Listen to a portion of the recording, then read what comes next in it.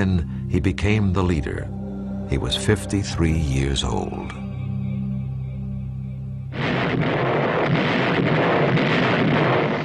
After the U.S. entered the war against Japan, Ho believed that getting American help was essential to Vietnam's future independence. When an American pilot was shot down in North Vietnam, he was brought all the way back to his base in China by Ho. And you got to try to imagine this guy. He's wearing sandals and shorts. He's got this wispy beard, and he looks like, you know, he weighs about 85 pounds, and he looks like he'd be blown over with a feather. Ho offered his services to the commanding officer, General Claire Chennault of the legendary Flying Tigers. Chennault declined the offer, but the Office of Strategic Service, or OSS, America's wartime intelligence service, was interested. They believed that Ho could help them rescue downed pilots, and more important, furnish intelligence information on the Japanese. Ho was accompanied back to his base by an OSS officer, giving credence to his claim that the U.S. was his ally. When the OSS began supplying radios, weapons, and training, it helped establish Ho's Viet Minh as the preeminent Vietnamese nationalist organization. But once again, Ho's life was in jeopardy. Ho took to his bed and really seemed very sick, so we sent in a paramedic. And indeed, his report, as best I can remember, was saying, this cadaverous old bag of bones, why he's living, I don't know. But he opened his kit and fed him every antibiotic he had, and Ho recovered. Ho greatly appreciated the Americans, and he impressed all of them. He not only spoke and wrote in English, but he seemed to understand their culture, too. He had also acquired a very American habit. He liked to smoke American cigarettes, Philip Morris in particular. But he always carried in his front pocket Vietnamese packets of Vietnamese cigarettes. And then those are the ones that he will offer to the guests. In August of 1945, 2 atomic bombs brought the war to a rapid conclusion. When Japan surrendered, there was really no one in control of Vietnam. Ho moved quickly into the gap. With General Vo Nguyen Giap leading his guerrilla forces, they took control of the north. That must have been an electrifying experience for the masses, and they must have felt that this was the moment. On September 2nd, 1945, nearly 500,000 people attended a huge rally in Hanoi.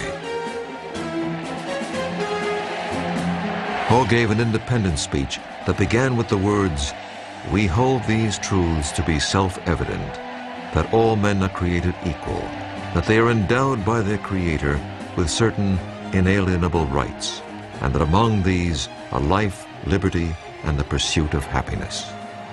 He quoted directly from Declaration of Independence, and maybe what he was doing was flattering United States so that they could be on his side. He was disarming his opponents by saying that he was not going for Marxist revolution, he was only going for plain, simple independence for his country.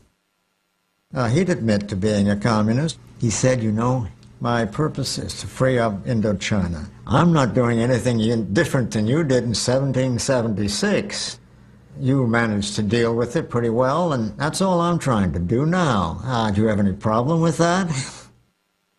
Ho had no illusions about the tenuous nature of Vietnamese independence.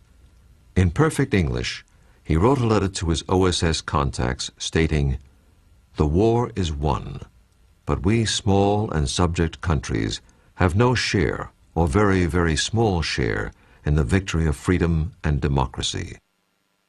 Probably, if we want to get a sufficient share, we have still to fight." Ho went to Paris in 1946 in hopes of working out a compromise where Vietnam could become autonomous within the French Commonwealth. I think Ho Chi Minh was trying to postpone the inevitability of armed conflict with France, because I think he was under no illusion that the French would give up without a fight. Ho's mission to Paris failed. Back in Vietnam, conditions were even worse than they had been before World War II.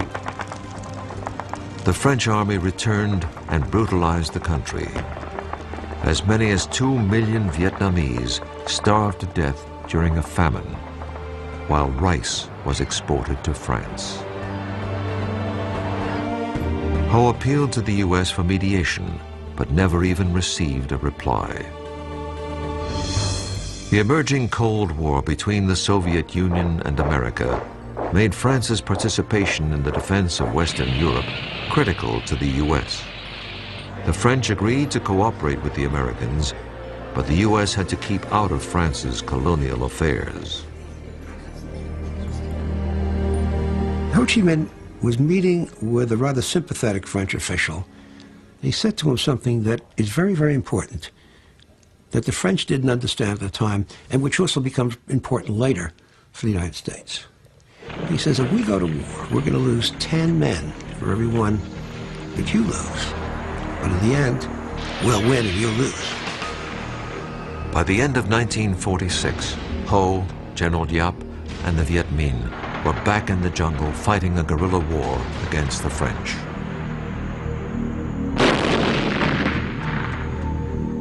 Initially, it seemed unlikely that the Viet Minh would have any hope in defeating the French. But by 1954, the French were desperate to end the bloody guerrilla war that seemed to have no end in sight. The French decided to spring a trap for the Viet Minh at a place called Dien Bien Phu. They believed that the ensuing battle would end the Indochina War. It did end the war, but in a way they could never have imagined.